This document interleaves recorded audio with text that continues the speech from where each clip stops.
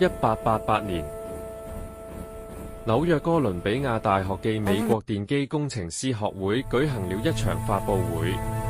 呢場發佈會是官方正式認證的，而發佈會嘅主角係Nikola Tesla。Tesla 對外發表了一篇重要論文，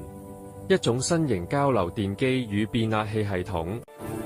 向世界展現這種新能源技術已經能正式應用了，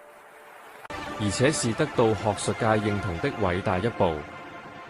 而且係 Alfred S. Brown 同 Charles F. Peck 介紹下認識了 Westinghouse 西屋電氣公司暨 George Westinghouse Jr.， 得知佢意向一致正建立交流電廠後， Tesla 將多項交流系統嘅專利賣咗俾佢，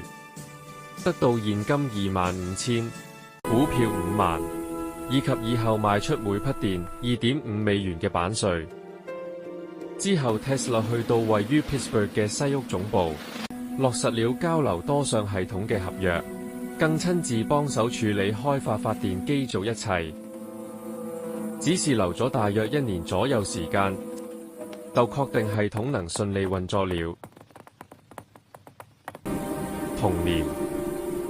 愛迪生為保值流電系統能佔有市場不被交流電侵蝕，他做出了一次殘忍而不人道的公開展示，用1000火交流電直接將一匹馬電死，為的只是去說明直流電是安全而交流電是危險的效果。而為了進一步令市民對交流電的不信任，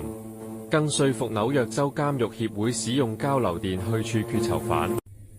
同年紐約州通過了電死法，之後愛迪生發明了電椅去令交流電這新能源造成恐慌極端化。